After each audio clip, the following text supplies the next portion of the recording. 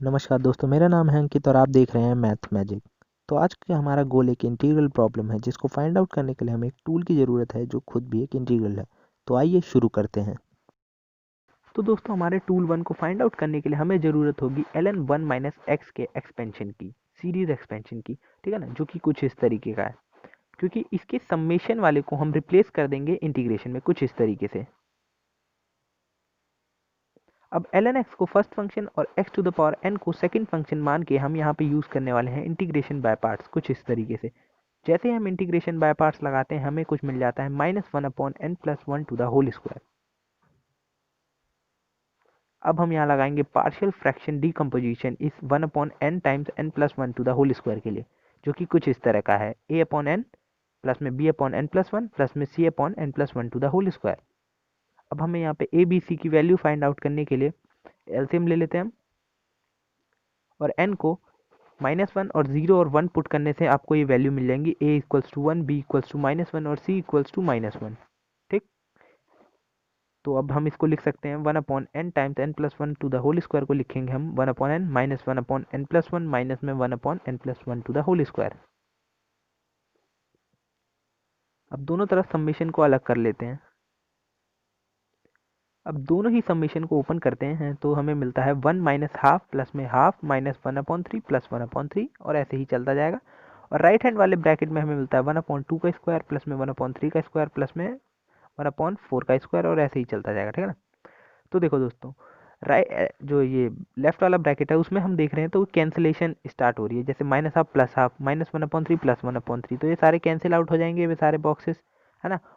और right hand side पे हम देखें तो ये 2 से शुरू हो रहा है ना कि 1 से, तो वहाँ पे 1 लाना है और यहाँ पे एक और 1 ले आते हैं, है ना, क्योंकि 1 - 1 कर देते हैं।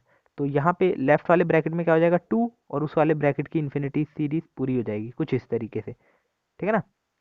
अब जैसे कि हम जानते हैं ये इन्फिनिटी सीरीज को हम कहते हैं zeta 2 और जिसकी वैल्यू है π²/6। ठीक है, तो इस हिसाब से हमारे टूल की वैल्यू आ चुकी है 2 - π²/6। नाउ गोल पे, अब हमारा गोल है ये इंटीग्रेशन, इसे हमें फाइंड आउट करना है। ठीक है ना। तो देखो दोस्तों, यहाँ पे हम जानते हैं कि हमारा x है, जो यहाँ पे x है ये हमें दिक्कत दे रहा है इस इंटीग्रल को फाइंड आउट करने के लिए। तो हम ना इसको क्या करते हैं, इसको फर्स्ट फंक्शन मान लेते हैं। ठीक है, अब देखो यहाँ पे हम यूज़ करेंगे इंटीग्रल की एक प्रॉपर्टी। ठीक है ना, डेफिनेट इंटीग्रेशन की एक प्रॉपर्टी जो कि कुछ इस तरीके की है। ठीक है, जानते ही होंगे x को रिप्लेस करने के लिए हमें ये प्रॉपर्टी लगानी पड़ेगी। तो हम i इज इक्वल्स टू लिख लेते हैं 0 से π/2 माइनस एक्स में सब सारे थी मतलब उनके थीटाज हो जाएंगे कुछ इस तरीके से, है ना। अब इसको सेकंड फंक्शन मान के अब फर्स्ट और सेकंड को दोनों को ऐड कर देते हैं, तो हम लिख सकते हैं 2i is equals to π/2 times 0 से π/2 sin x cos x ln sin x ln cos x dx। ठीक है, अब देखो लेफ्ट हैंड साइड से हमें लाना है 2 को राइट हैंड साइड पे, तो π/4 हो जाएगा और साइन एक्स को टी पुट कर देते हैं, जिससे होगा क्या cos X D X is equals to D T और लिमिट हो जाएंगी अब 0 से 1। ठीक है ना दोस्तों, तो हम लिख सकते हैं आई को π/4 0 से 1 T times L N square root of 1 minus T square D T. अब 1 माइनस टी स्क्वायर और वो भी स्क्वायर रूट में क्यों लिखा, कॉस एक्स को हम लिख सकते हैं दोस्तों square root of 1 minus sine square X. ठीक है ना। अब देखो ln में से स्क्वायर रूट अगर हम बाहर लाते हैं तो 1/2 की फॉर्म में आएगा, जिससे कि ये π/4 अब क्या हो जाएगा π/8 और इंटीग्रल हो जाएगा 0 से 1 T times ln 1 minus T square D T. अब देखो हम एक और वेरिएबल इंट्रोड्यूस करने वाले हैं जो कि है टी स्क्वायर को z से रिप्लेस कर देंगे, तो हम लिख सकते हैं 2t dt is equals to D Z और टी डी टी हो जाएगा dz/2 और लिमिट अभी भी 0 से 1 ही रहेंगी। अब देखो दोस्तों i इज इक्वल्स टू है π/8 0 से 1 ln square root z ln 1 minus z dz/2।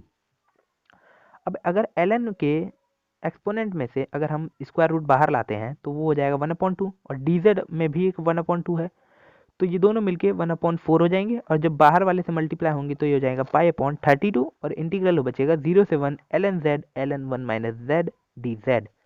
और ये हमारा दोस्तों टूल था, तो इसकी वैल्यू हम निकाल चुके हैं पहले ही, यानी कि 2 - π²/6। और इसको थोड़ा सिंप्लीफाई कर लेते हैं तो हमें मिल जाता है π/16 - π³ 190।